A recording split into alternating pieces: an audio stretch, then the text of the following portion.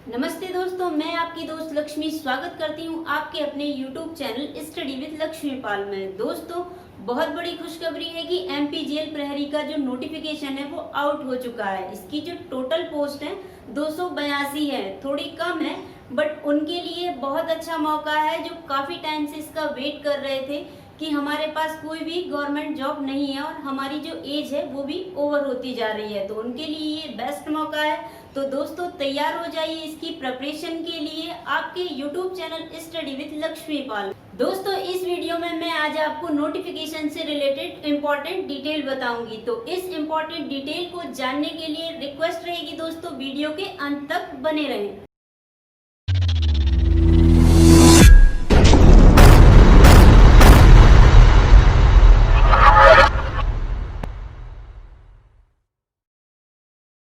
ये जो नोटिफिकेशन है दोस्तों, ये पीईबी की ऑफिशियल साइट से लिया गया है। अब इसकी कुछ इम्पोर्टेंट जानकारी मैं आपको बता देती हूँ, जो इम्पोर्टेंट डेट है उसके रिगार्डिंग।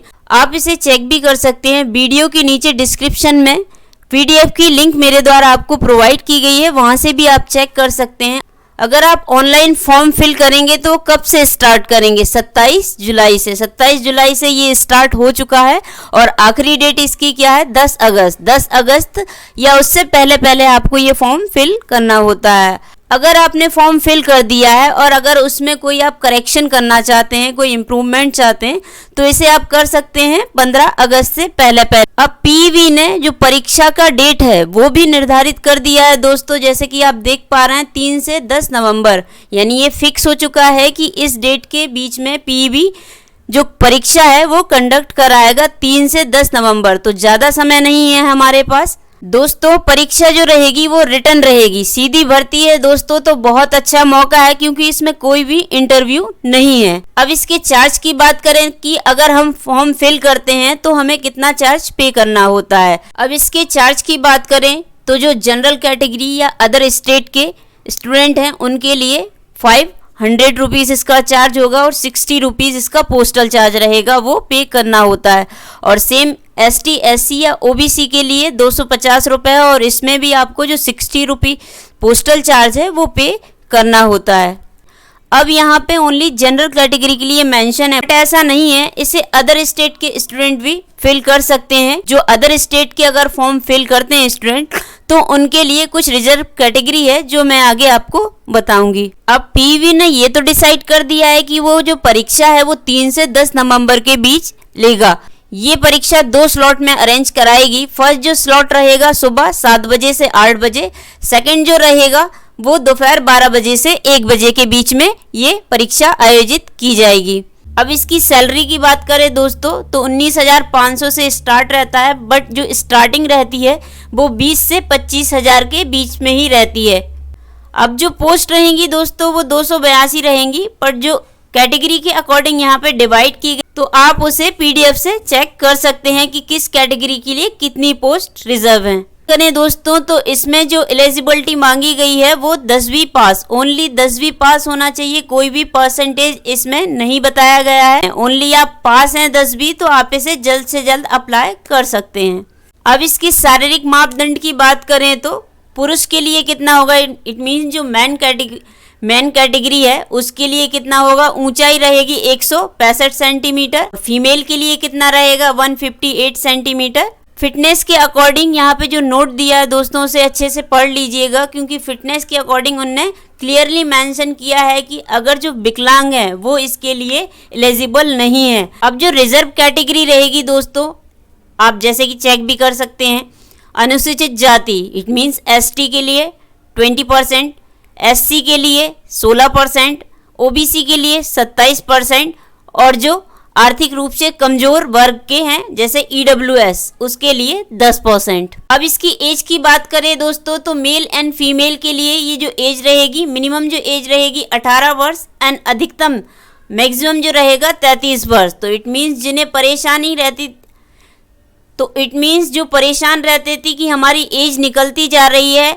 और हमें कोई भी गवर्नमेंट जॉब नहीं मिली है, तो उनके लिए ये बहुत अच्छा मौका है, तो आप इस मौके को हाथ से ना जाने दें दोस्तों। अब ये जो 5 वर्ष एक्स्ट्रा दिया गया है कि 5 वर्ष की जो छूट है वो किसको मिलेगी, एसटी, एससी, ओबीसी और जो स्पोर्टमैन होते हैं उनके लिए, या जिन्हें कोई अवार्ड मिला हो उनके लिए होती है। जो स्पोर्टमैन होते हैं जिन्हें कोई अवार्ड मिला हो तो वो इस कैटेगरी के अकॉर्डिंग जो 5 वर्ष का है वो लाभ ले सकते हैं। बाकी जो एज रिलैक्सेशन होता है उसके अकॉर्डिंग ही लागू होगा। अब जो एज है वो कब तक काउंट की जाएगी, 1 जनवरी 2020। इट मीन्स कि 1 जनवरी को आप कम से कम 18 वर्ष के तो होंगे तभी इसे अप्लाई कर सकते हैं, और 33 वर्ष से अधिक नहीं होना चाहिए तब इसे अप्लाई कर सकते हैं। अब इसके फिजिकल टेस्ट की बात करें दोस्तों तो इस 800 मीटर की दौड़ रहेगी मेल एंड फीमेल के लिए। मेल के लिए रहेगा 2 मिनट 50 सेकंड का टाइम और फीमेल के लिए रहेगा 4 मिनट का टाइम। और जो भूतपूर्व सैनिक हैं या होमगार्ड हैं उन्हें 3 मिनट 15 सेकंड का टाइम मिलेगा। अगर आपने दौड़ को क्वालिफाई किया है तभी आप गोला फेंक में हिस्सा ले सकते हैं। अगर आप दौड़ में क्वालिफाइड नहीं हुए हैं तो गोला फेंक में आप नहीं भाग ले पाएंगे। तो जो गोला फेंक रहेगा वो 20 फीट का रहेगा, जिसमें गोले का वजन जो रहेगा ये यहाँ पे मेंशन है 7.260 किलोग्राम का, ये मेल के लिए है। और जो फीमेल के लिए रहेगा 16 फीट का रहेगा, गोले का जो वजन कितना रहेगा 4 किलोग्राम। और सेम इसी तरीके से भूतपूर्व सैनिक और होमगार्ड के लिए रहेगा कि 15 फीट का रहेगा और गोले का वजन 7.260 किलोग्राम का। जो दौड़ में क्वालिफाई नहीं होगा वो गोला फेंक में भाग नहीं ले पाएगा, इसलिए आपको दौड़ में क्वालिफाई होना जरूरी है। और जो इसका रिजल्ट है वो एट ए टाइम ही वहाँ पे बता देंगे कि कौन इसमें क्वालिफाइड हुआ है या कौन नहीं हुआ है। इसका सिलेबस देखते हैं दोस्तों। तो सिलेबस जैसे कि मैं आपको बता चुकी हूँ कि ये रिटन परीक्षा होगी जिसमें 100 मार्क्स होंगे। 100 मार्क्स का ये पेपर रहेगा जो 5 भागों में डिवाइड है। 5 पार्ट हैं इसके, जो प्रत्येक पार्ट 20-20 मार्क्स का रहेगा। पहला जो रहेगा सामान्य ज्ञान का रहेगा 20 मार्क्स का, सेकंड सामान्य हिंदी, थर्ड सामान्य अंग्रेजी इंग्लिश, फोर्थ सामान्य गणित और फिफ्थ रहेगा सामान्य विज्ञान। ये सारे पार्ट जो है 5 20-20 नंबर के रहेंगे। और जो सिलेबस है जैसे कि मेंशन किया है कि ये जो सिलेबस है 10th लेवल तक ही आएगा। 10th लेवल तक की आपको प्रिपरेशन करनी है, इससे ऊपर का नहीं पूछा जाएगा, उन्होंने क्लियरली मेंशन किया है। अब इसका सिलेबस जो रहेगा दोस्तों कि ये जो 5 सब्जेक्ट हैं इन सब्जेक्ट से कौन कौन से टॉपिक पूछे जाएंगे ये टॉपिक यहाँ पे बताए गए हैं। जैसे कि फर्स्ट रहेगा एनवायरनमेंट, सेकंड रहेगा प्राणी विज्ञान, फिर पुस्तकें एंड उनके लेखक भी पूछा जा सकता है, वनस्पति विज्ञान बॉटनी से रिलेटेड भी पूछा जा सकता है, कंप्यूटर की बेसिक डिटेल भी पूछी जा सकती है, जो हमारी भारतीय संस्कृति है उसके रिगार्डिंग भी पूछा जा सकता है, जो भूगोल है उससे रिलेटेड भी आ सकता है, रसायन विज्ञान है, भारतीय संसद जो इंडियन पार्लियामेंट है उसके रिगार्डिंग भी पूछा जा सकता है, जीके की जो बेसिक डिटेल है और खासकर एमपी का जीके, बिकॉज एमपी का जीके इसके लिए बहुत इंपॉर्टेंट रहेगा दोस्तों।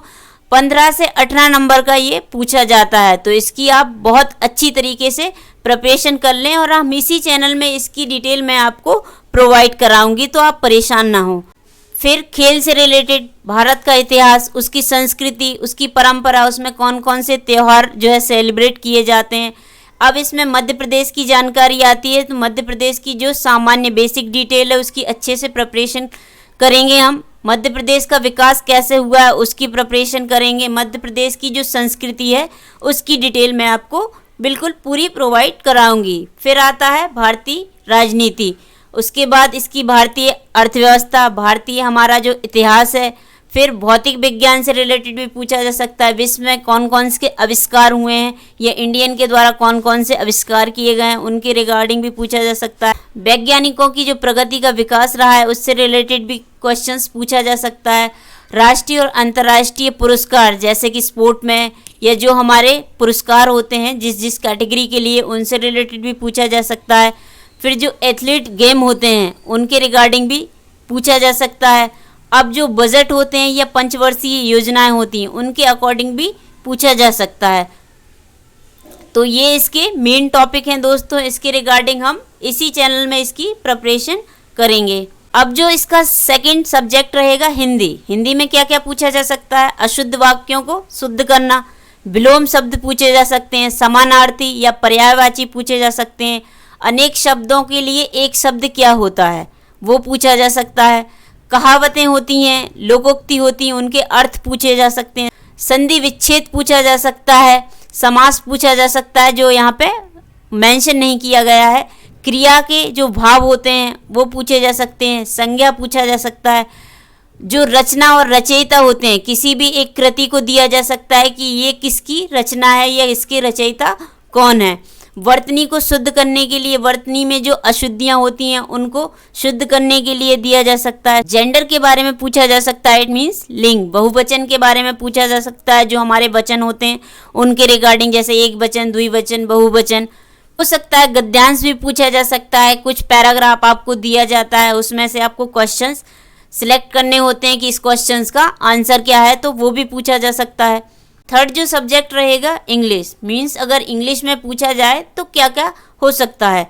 ग्रामर आ सकती है, एरर करेक्शन आ सकते हैं, जो डायलॉग एंड पैरास होते हैं वो आ सकते हैं, वोकैबुलरी आ सकती है, जो टेंस होते हैं उनसे रिलेटेड पूछा जा सकता है, फ्लिंदा वैक्स आ सकता है, आर्टिकल आ सकते हैं, वर्ब से रिलेटेड पूछा जा सकता है, सेंटेंस रीअरेंजमेंट पूछा जा सकता है, अनसीन पैसेज पूछा जा सकता है, जो विलोम शब्द होते हैं वो पूछे जा सकते हैं, साइनोनियम पूछे जा सकते हैं।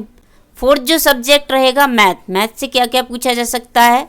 नंबर्स के बीच रिलेशनशिप पूछा जा सकता है, अनुपात एंड समानुपात, प्रतिशत, ब्याज, डिस्काउंट, एवरेज, जजमेंट, जो हमारी संख्याएं होती हैं उनके रिगार्डिंग गणना, समय और काम, टाइम एंड वर्क, जो अर्थमेटिक की नंबर सीरीज होती हैं वो पूछी जा सकती हैं, डिसीजन मेकिंग पूछा जा सकता है, प्रॉफिट एंड लॉस पूछा जा सकता है, जो टेबल एंड ग्राफ होता है वो पूछा जा सकता है, त्रिकोणमिति पूछी जा सकती है, ज्यामिति से रिलेटेड क्वेश्चन आ सकते हैं, दशमलव एंड अंश से रिलेटेड जो फ्रैक्शन वैल्यू होती है उससे रिलेटेड पूछा जा सकता है, नॉन वर्बल सीरीज पूछी जा सकती है।